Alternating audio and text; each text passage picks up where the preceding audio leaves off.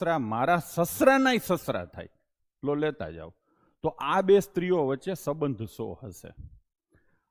થોડોક મને આ હટકે ક્વેશ્ચન લાગ્યો છે. આપણા જે ટિપિકલ ક્વેશ્ચનો હોય ને એ પ્રકારનો આ ટિપિકલ ક્વેશ્ચન નથી.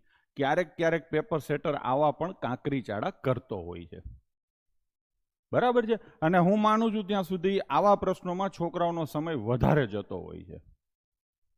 આવો જ એક ટિપિકલ ક્વેશ્ચન છે કે બે બહેનો વાતો કરતી હતી, બેનો કે બે વ્યક્તિ વાતો કરતી હતી, તારા સસરા મારા સસરા થાય ને એવો કંઈક બહુ જાણીતો ક્વેશ્ચન છે. મને અત્યારે ભૂલાઈ ગયો છે, પણ એવો જાણીતો ક્વેશ્ચન છે.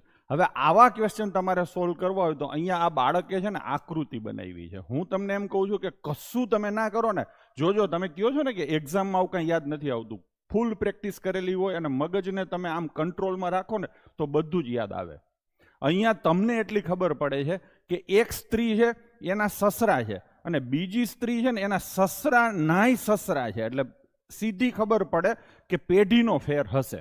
એકના સસરા ને બીજીના સસરાનાય સસરા છે એટલે પેઢીનો ફેર હશે. પેઢીનો ફેર હોય, નણંદ ભાભી છે ને એક જ પેઢીમાં આવે એટલે એ તો નો જ હોય. દેરાણી જેઠાણી એક જ પેઢીમાં આવે, દેરાણી જેઠાણી તો નો જ હોય ને, એટલી તો ગમે નામ બુદ્ધિ હોય. એટલે સીધે સીધી તમને ખબર પડે કે આ બે જવાબ નો જ આવે. હાવ સરળતાથી તમે કરી શકો છો. હવે બીજી વસ્તુ કે એકના સસરા અને બીજાના સસરાના સસરા, બે સસરાઓ સામે ભેગા કરવા છે એટલે એક જ પરિવાર ન હોય. એક જ પરિવાર ન હોય. આ તમે શાંતિથી વિચારી જોજો, જો તમે થોડું કે વિચારી શકતા હોય તો, બરાબર છે. એટલે તમારે આનાથી પણ ટ્રાય ન કરવાની થાય. આ કાકી સાસુ ને ભત્રીજા વહુ એક જ પરિવારમાં કહેવાય એટલે આનાથી તમારે ટ્રાય કરવાની ના થાય. તો તમારે ટ્રાય શેનાથી કરવાની થાય? તો કે ભાણેજ વહુ અને મામી સાસુ, આનાથી તમારે ટ્રાય કરવાની થાય. ભાણેજ વહુ અને મામી સાસુથી. આ ઓપ્શનથી ટ્રાય કરો, નો થાય તો પછી આ ઓપ્શન લેવાય.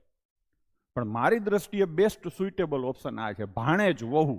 હવે ભાણેજ પહેલા તો તમારે બનાવવો પડે અને પછી એની વાઇફ કરવી પડે. તો કે ભાણેજ કેવી રીતે થાય? તો કે કોઈ પુરુષ છે, એની આ બેન છે.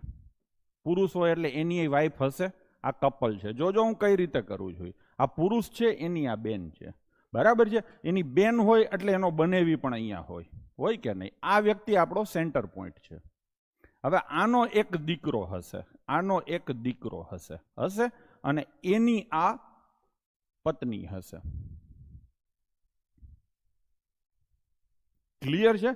તો અહીંયા તમે આ વસ્તુ કરી શકો છો કે આ જે છોકરી છે, આ છોકરી જે છે એની આ શું થાય? આ છોકરી છે એના આ મમ્મી થયા, એનો આ ભાઈ, સોરી, આ છોકરી છે એના આ સાસુ થયા, બરાબર છે. અને આ વ્યક્તિ છે, આનું આ શું થાય? મામી થાય. મામી થશે તો આ મામી સાસુ થાય, બરાબર છે. આ પહેલા તો સંબંધ તમે ભાણેજ વહુ અને મામી સાસુ આમે સંબંધ બનાવ્યો.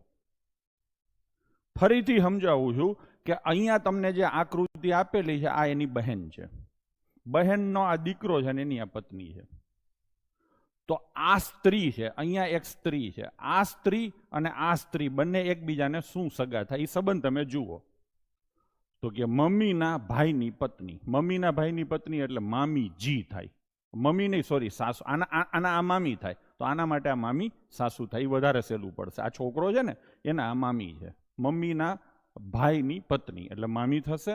તો આ શું થશે? એની મામી સાસુ થશે. હવે તમે આના સાસુ, આના સસરા ગોતો.